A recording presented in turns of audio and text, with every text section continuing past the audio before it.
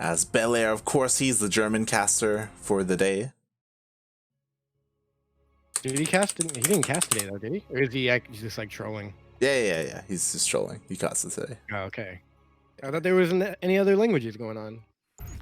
No Spanish or Portuguese, just German. He's literally the only one. That's great.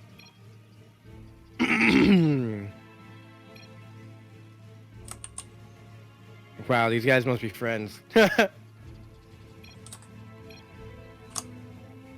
I'm just reading this before we do the intro. That's funny. That makes me think his name is after the rapper named Future. Oh. He's saying, you see my boy Kanye capping about the album. If you guys don't speak hip language, he's saying that Kanye West is lying about dropping an album. The album isn't happening. I've given up, says JonSnow. Can't say you're going to release an album, then run for president because Kanye West is trying to run for president. Just a little bit of pop culture references there for you from these two American players. Spawning in the bottom left-hand corner is the Alpha X American player, possibly named after the rapper. He is Future.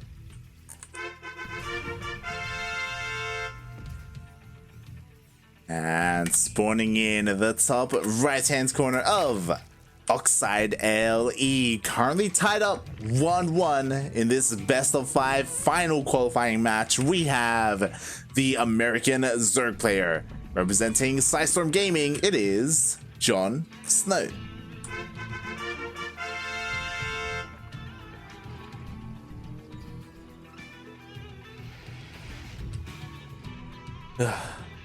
All right, so Halloween. Yeah, Halloween. Actually, Halloween is on the 30th to 31st. I don't know what day. I don't know days, but I am actually going camping. Oh. For Halloween this year. Are you like, you know what? I don't want to risk it. These kids are gonna be knocking on my door. I'm just coughing leaving. everywhere. They pick their nose and don't wash their hands. Ugh. They're gonna be coughing on everything and then touch my door and try and touch me. And then normally people on Halloween, if they're not gonna be home, they'll leave a bucket of candy and they'll be like, please be kind and just take one. Mm-hmm. And then you take like the whole basket because no one can tell you not to. But yeah, this year I don't think that's safe either. Like, hey, everyone just put your same hand in the same bowl and then eat it. That's sanitary. I don't know how Halloween's gonna work this year, but I'm glad that I will be camping. Do you think there are going to be people out there who, instead of candy, they have like sanitation bottles and give out hand sanitizer? Yeah, and like masks. Yeah. Well, this is the weird part for me is, you know, there's always a division in people, and we have the people who wear masks and social distance, and then we have the group of people who don't believe in Corona and don't wear masks and don't social distance. We have the I don't know how it's gonna happen in the streets, how that's gonna go down. It's like if you knock on my door without a mask, I'm gonna be pissed. Yeah, we have the people. I'm probably gonna be pissed if you have a mask. The people who are alive and the people who are dying is what we. Yeah. Good. Which is weird because, you know, lines are going to be drawn. If someone has like a certain flag for a certain president on their lawn, other people might not go there. It's going to get weird.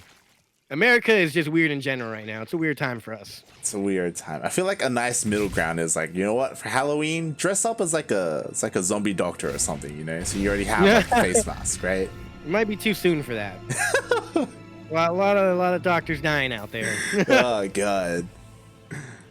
Or like a mummy, right? Where you're wrapped up in something, right? Like yeah. That would be good. There's gonna be some messed up costumes out there, like Corona costumes or something. I don't know how they're gonna make it happen, but I'm sure it'll happen. Like a Corona bottle. Yeah. Oh, that would be a good one. Wow. See, there you go. We're already coming up with good ones. Corona bottle would be great. Coronavirus. And for the person that says his OG name is Future of Terran, we know that. We casted him when he was Future of Terran, but he could be saying that he is the future of Terran, like the rapper Future of Terran. Like, you know, I could see that being what he's talking about. Yeah, we need to find out. Yeah, Future's a pretty good rapper. I've seen him live. I'm sure Light's like never heard of him. I never. I got no idea what you're on about. Oh, there's no spore spine thing. There's no static. Oh, this queen's gonna go down. No queen. Let me see if he's got the other spine. He's got no spines anywhere. This greedy man. What? I was just quickly checking. He went in with the Overlord. He saw that there was a tech lab on the starport, but he just hasn't reacted. Oh, he went for the layer thing, and then he could just get it with queens. Oh god, but he doesn't even have Overlord fast speed. Layer and spire. Fast layer and spire. Where's that spire? We need eyes on that spire. It's right there. Was it scouted? It was scouted by the Banshee. The Banshee saw it. Yeah, it was scouted. Yeah, I don't know what that does now. This is getting weird. Oh my god, and there's a Banshee even here at the third base. Again, the Overseer is slow. There's no Overlord speed, so it's going to take a while for this to get cleaned up. And now that now that Future is aware of the Spire, like, he should be completely fine against it. He should be throwing down some missile turrets. There are NG bays. Yeah, I don't know how this turns out. What do you think he does here? Does he just go for mutas anyways? I mean, he's doing it. He's going for mutas. He's got 7 on the way. Another 3. Or did he just get a couple? He should just get a couple for now. I mean, Ling Bane Muta is like a decent army composition that you want to be going for anyway. But like rushing into mutas like this, you need to get some kind of damage done, and we'll see if he's... I just noticed this is like the first Terran of the evening besides the TvZ. Honestly, I was shook when we got into this, and then like a couple of minutes in, when I saw like we had a 1-on-1 into Banshee opening, I'm like, oh my god, it's a Terran. Like, I just noticed. I was like, Ling Bane actually works. I was like, oh yeah, it works against Terran. I was like, oh wait, this is the Terran. Yeah. All right, now I'm excited. This is what a way to end it, because Terran versus Zerg is obviously the best matchup to watch in all of StarCraft history. Oh my god. Yeah. That wasn't bad. Yeah, the mutas were in the right place at the right time, able to kill a couple of SCVs that are being transferred. Meanwhile, there are missile turrets in the main base, so Future should be fine to any kind of muta harassment. Ooh, nice contaminate. Wow, fancy. Can you still use the mules? Yeah, you can apparently. Just learn that. There you go. You can use the mules, but you can't produce any workers out of it. And he is actually getting +1 air weapons for these mutas. I don't know if that... Yeah, 5 more mutas on the way. All right. Meanwhile, we have 2 Eva chambers finishing up. We have 1-1 starting at the same time. JonSnow going for that Ling Bane muta. And we'll see how much damage he's going to be able to do here, because Future is a little bit greedy. He only has 1 missile turret per mineral line. Yeah, that's what I was going to say. He only has 1 missile turret. So he sees JonSnow with the same 7 mutas that he has in this little control group. What he lacks to see is that there's a lot more mutas on the way, so he can easily one-shot those turrets and do a lot of damage if he holds this push. Oh yeah, definitely. Would you see the mutas? They're getting ready to try and pounce on the tanks. So Future, he has to split up his marines to make sure that the tanks stay safe from the mutas as well as push on forward. So it's a little bit awkward. He has to, set up his army really well, and so far so good. So far, so good indeed. He does not have enough Ling Bane here. Oh, he's gonna lose a whole lot of mutas. So many mutas just died right there. Oof. He's only lost 4 mutas in total, though. Yeah. It's gonna be a hard hold. Definitely. Now more tanks are joining the fray. We have 4 tanks sieged up and ready. And JonSnow, he's trying to go for a surround, but I don't know if he has enough on the ground. Oh, those Baneling connects were perfect. Just keeping his base alive right now. He doesn't want to engage quite yet, but he wants to keep the Marines away from taking out this 3rd base. I think he needs to abandon that base. He's got to way too oversaturated already. And he needs major reinforcements to get a good surround and engagement here. He's going for it. Oh, this is good with the mutas here. It's forcing the Marines to move up. All of them have moved up, which means a couple Banelings can be really good here.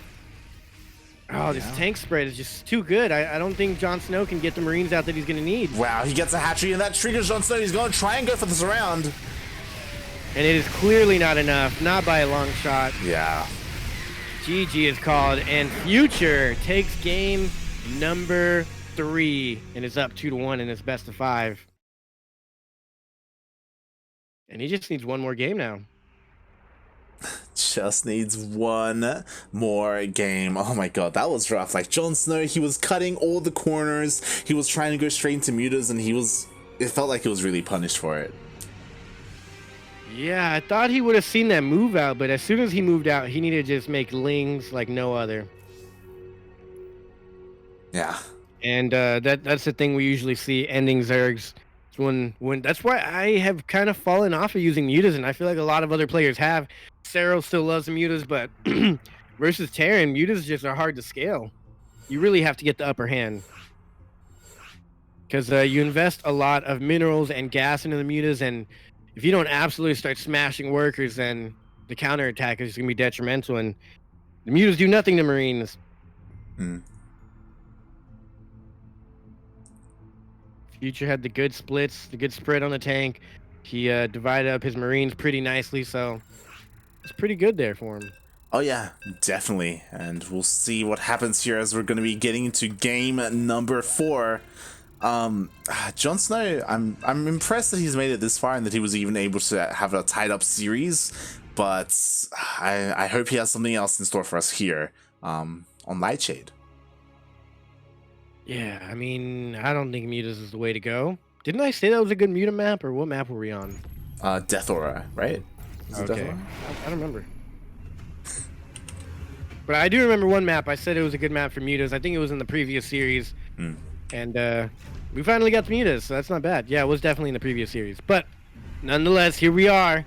It is the final game, possibly of the evening. The final matchup, spawning the bottom right-hand corner, playing for one of the predominant teams in NA. It is the Alpha X player representing United States, Future. El Futuro.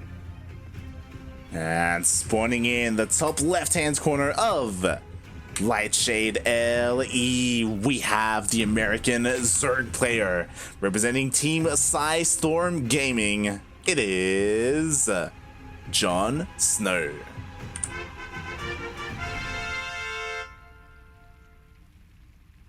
JonSnow and Future. Who do you favor in this? Before seeing what the score was, who would you have gone for? Future. Future.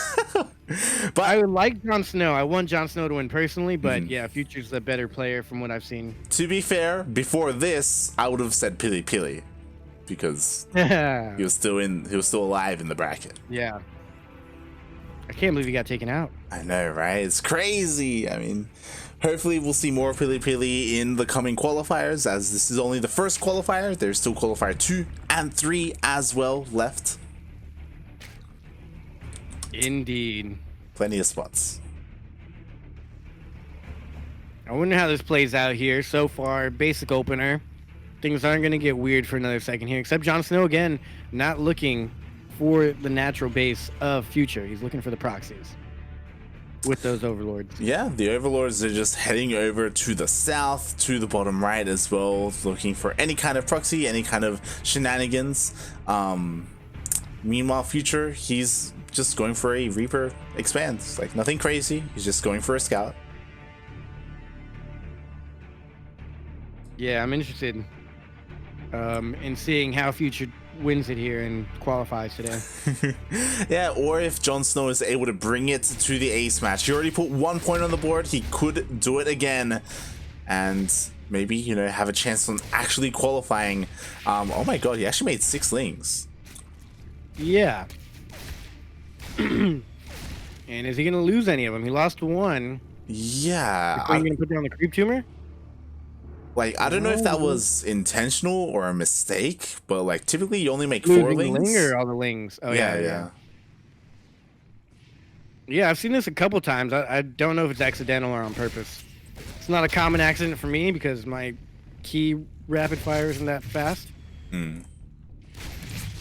Interesting placement of that creep tumor. Very safe. Oh yeah, incredibly so. I actually like it. I don't think I've ever seen it there. Yeah, I've never seen it there either. A little tucked away corner though. But technically he could have like jumped up that ledge, couldn't he, and just taken it out? Oh no, he can't jump up that ledge. No, there's a gap there.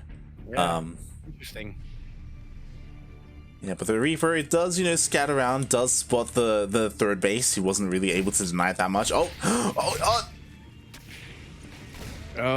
nice spot there. Yeah. He needs to bring the queen up though. There he goes. He's bringing the queen, so we'll die. Bada bing. Wow, he brought the other queen all the way out here. He really wanted that dead.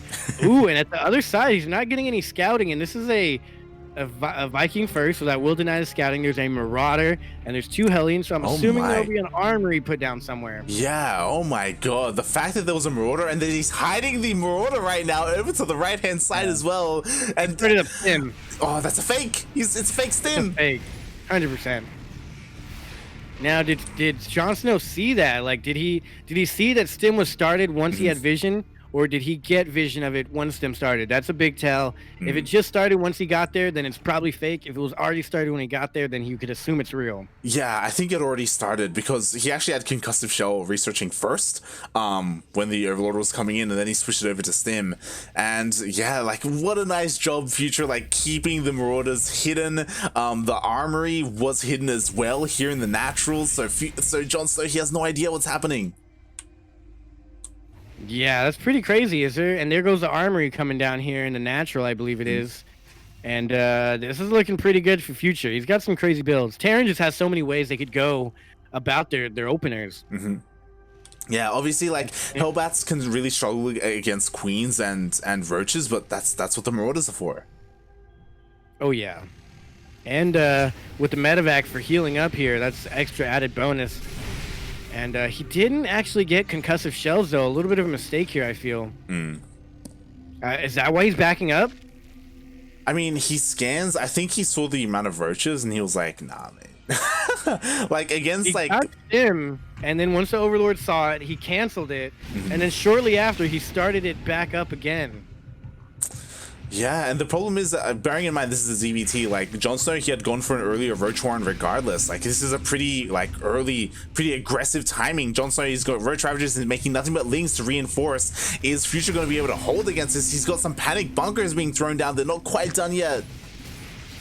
Yeah, he's going to try and buy time with these units here, and splits are good. Not taking that much damage from the Corrosive Biles, and if he gets a couple more Marauders out, I think this could be pretty good. If he had just gone for the concussive shells in the beginning like he was supposed to. Yeah, maybe it would have been enough. I mean, he did finish up Stim, which is going to help with all his bio, but the Ling Bane, oh god, everything's here, and he's crashing through the wall. And JonSnow with the Hail Mary Roach Ravager early game push. This would have been completely shut down if Future had gone for the concussive shells, but since he didn't, there is plenty of room to breathe here for JonSnow and his army. He's just going to keep making more and more Ravagers and reinforcing with Lings. Actually getting a layer and droning up behind this now. Confident that he can end it here or transition out of this after the attack. Yeah, the Biles are landing. It looks like the first bunker is going to go down. The second bunker is going to go down. Oh, no, it's not. He has enough to push him back. Yeah, but I think JonSnow can... he's going to go home? I wouldn't go home. Corrosive Biles are so destructive here. You can kite back all day with that. I would have said that if he had a couple more Lings, then sure, stick around, but there were only a couple of Roaches left. Like, as soon as the bio gets on top of the Ravagers just melt. Like, they would have just gone down. I love this. He's getting into a Spire Baneling Nest now. Yeah, I like that. He doesn't know about the third base for Future, though. Yeah, I like that he's not committing to Roach Ravager. He's switching into Ling Bane Muta, which is great. Only Raynor can do Roach versus Bio. Yeah, I'm a little bit... I don't know how I feel about this, because I feel like JonSnow didn't really deal too much damage, right? Like, he didn't get into the mineral line. He got a lot of supply depots in the front, though. That's going to be very expensive. Yeah. And he is pretty far ahead in terms of workers, but, you know, Future, he is on 3 CCs. He is going to be ramping up his worker counts. Yeah, so with that push, he got 5 workers and 5 supply depots, so it's a lot of supply. But yeah, it wasn't quite enough to set Future back to the Stone Ages. He's still in this game perfectly fine, can continue his build. The question is, does he see the transition out of JonSnow into Mutabane Ling? Yeah, that's the thing, right? Like, he does scan, he scans the third base. If the scan lasts long enough, he'll see the mutas, but nah, it's not going to. So he's not going to be able to spot the switch out of Roach Ravager. And because of that Future, he doesn't have any missile turrets ready. He is not prepared for the mutas. Yeah. And here comes the push. Yeah, I think what's important is that this push may force JonSnow to show his hand, and that may buy enough time for Mr. Stars to be thrown down defensively, but God, he's pushing it. I like this Ling Bane Ravager composition here. It can really work. Ling close the gap. Banes keep the Marines on the run. Ravagers can Crocobile down the tanks. So this is going to keep him at bay, and I love this. He's taking the mutas behind his back because he knows they really won't do him too much good here. He's going to start dealing some damage, which is going to trigger Future into an all-in attack here. Oh, yeah. Maybe not quite all in, but a lot of workers are going to die here. Oh, God. Yeah, exactly. Luckily, there are a couple of Marines here to defend.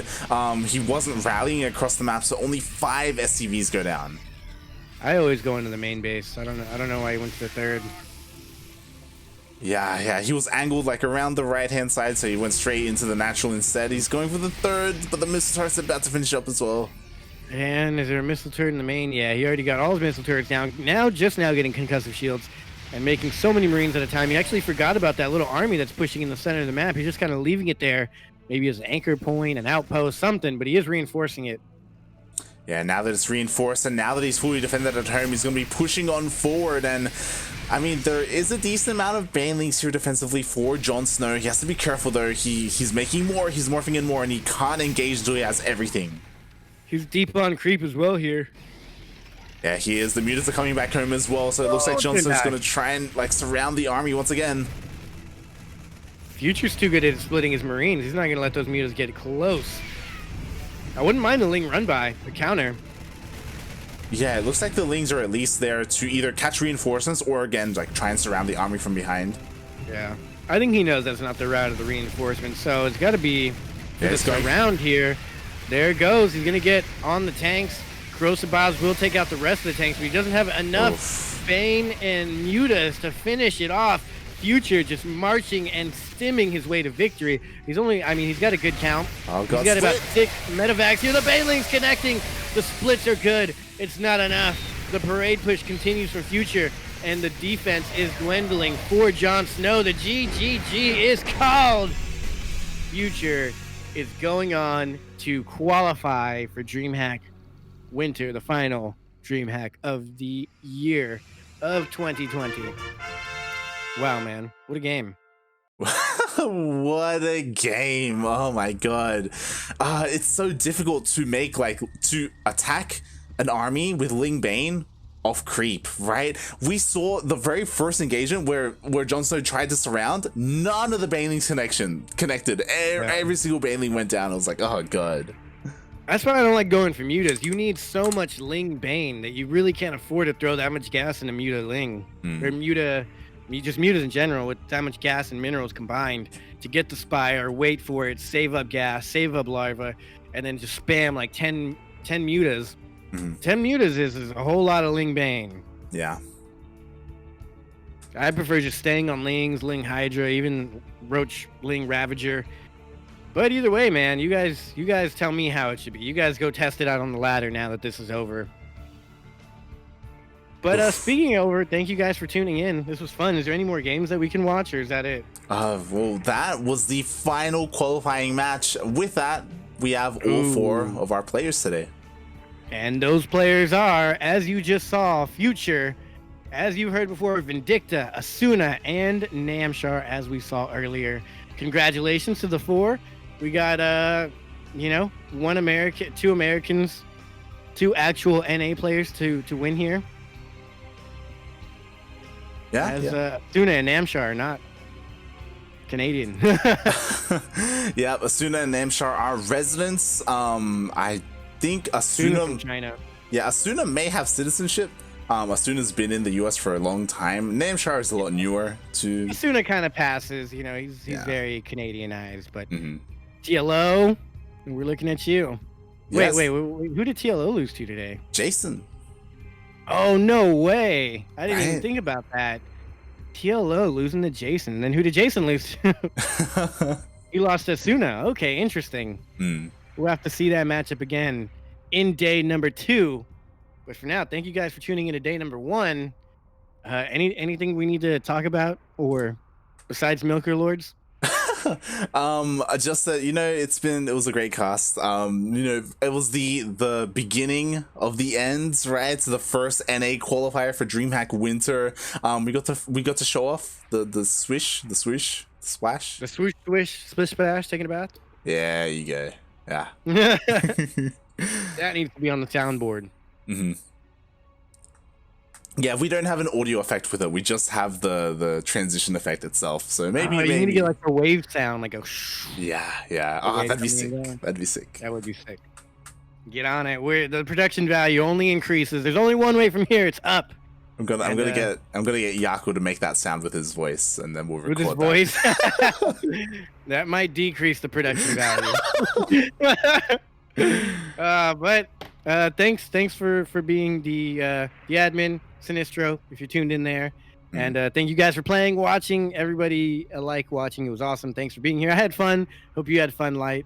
If you guys want to follow me, I am on Instagram and Twitter and Twitch, all Yoda_Slim. Can't be that hard to spell. You'll see it on screen here soon. But most importantly, make sure to follow CranKy Ducklings on YouTube, because their YouTube is badass. And Twitch, Discord, all that stuff as well. Any support helps the StarCraft scene. And where can they find you at, Light? Light_VIP on Twitch and Twitter. You can follow me there on the social medias. I'm usually live on Twitch throughout the week, but not this week because we got a lot of casts. We got a lot of casts. Yeah. So I'm gonna kind of be a lot of VODs. Yep. I gotta work on the VODs. I gotta work on the VODs from the weekend. So yeah. You reminded me. In the chat for Light. Yeah, you're welcome. Always reminding you of the fun stuff. And of course, we will be back tomorrow. I say I'll be back. Yoda, he will be unfortunately not joining me for the Latin American qualifier #1. I'll be for the big one, #2, though. I'll be there. Yeah. Of course, I'll be there. I'll be casting with Milk and Cookies, of course. Nice. He's the usual backup caster for Latin American stuff. Yeah. It's great. Is Milk and Cookies even partially Latin American? Not at all, right? He grew up with a Mexican best friend. And he was that's close enough, I guess. he was baptized by his abuela with a chancleta. You know, it's fine. It's fine. Yeah. Okay. That's nice. Got beat by the chancla. Yep. Exactly. That's great. Okay, it's close enough for me.